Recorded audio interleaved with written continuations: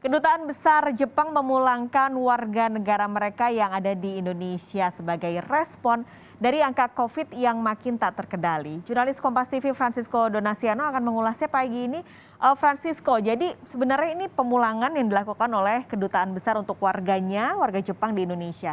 Dampaknya apa sebenarnya?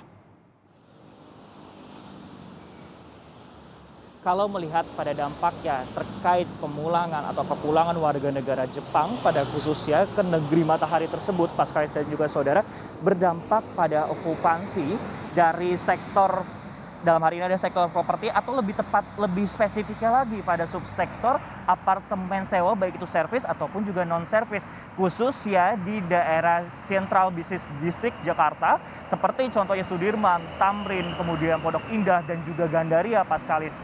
Kalau melihat atau berdasarkan pengamatan dari para konsultan, ini tingkat okupansi ini sudah mengalami penurunan sejak tahun lalu, bahkan sudah menyentuh di angka 30 hingga 40% Pascalis dan juga saudara.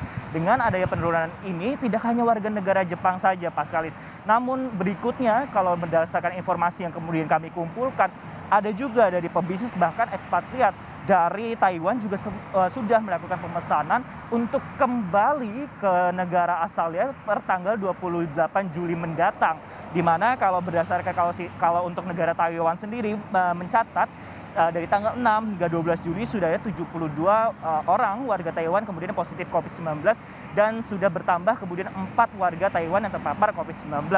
Hal ini kemudian dari akibat minimnya okupansi ini juga ada beberapa faktor lainnya sebenarnya Pascalis dan juga saudara, adalah kondisi ekonomi global yang terus terkoreksi berdampak pada penundaan relokasi perusahaan terhadap pekerja. Selain itu juga persaingan industri hotel juga tidak dapat dipandang sebelah mata juga Pascalis dan juga saudara, karena menawarkan berbagai macam harga yang mulai harganya ekonomis dengan layanan yang serupa.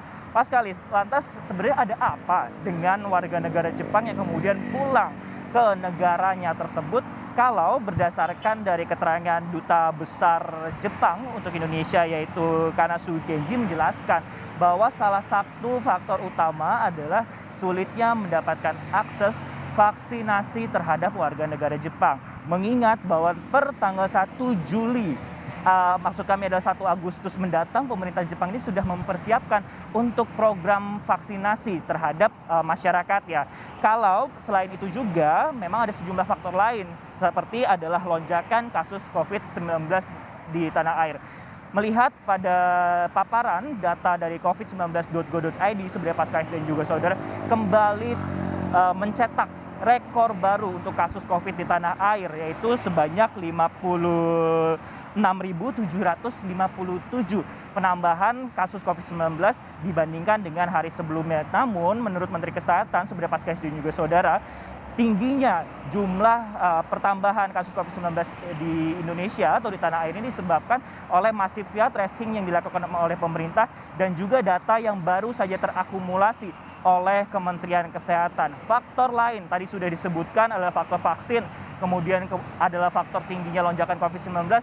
Yang terakhir adalah kemudian adanya varian Delta dari virus COVID-19, di mana menyebabkan untuk melindungi warga negara Jepang, maka pemerintah Jepang mengambil langkah inisiatif dengan bekerja sama dengan perusahaan swasta menyediakan penerbangan khusus per tanggal 14 Juli kemarin. Dan kalau kami pantau, sebenarnya sudah banyak warga negara Jepang yang sudah mengantre untuk dipulangkan di Bandara Internasional Soekarno-Hatta per tanggal 14 Juli kemarin, Pascalis dan juga saudara.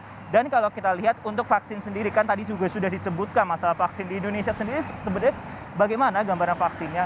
Dari target 280 juta masyarakat Indonesia yang ditargetkan dalam vaksinasi nasional, baru 19% saja sebenarnya Pascalis dan juga saudara yang sudah menerima vaksin dosis pertama atau sebanyak 39.628.149.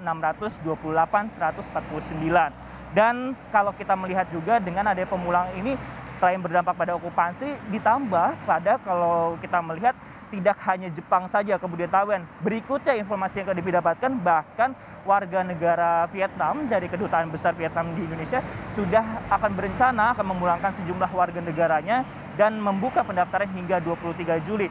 terkait adalah pemulangan warga negara, sehingga ini akan sangat berdampak beberapa ekspatriat atau warga negara asing ini dengan kepulangan mereka ke negara asalnya saja pasca dan juga sudah menyebabkan tingkat okupansi yang menurun. Dan selain itu juga kita tidak bisa mengetahui apakah nantinya masyarakat ini akan kembali ke Indonesia, ke tanah air atau tidak. Mengingat kalau di Jepang saja sebenarnya Paskalis dan juga saudara, pemerintah Jepang sudah menetapkan dalam keadaan darurat COVID-19 di wilayah Tokyo mulai tanggal 12 Juli hingga 23 Agustus.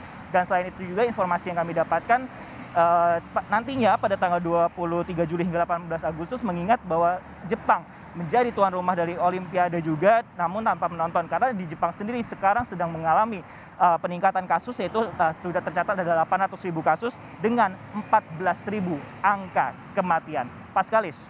Oke, dengan tidak efektifnya penanganan pandemi di Indonesia, ada efek domino yang akhirnya dihasilkan, salah satunya adalah ekspatriat yang pulang kembali ke rumahnya dan membuat okupansi properti menjadi turun. Terima kasih banyak Francisco Donaciono mengulas langsung dari kawasan Jakarta Selatan. Dan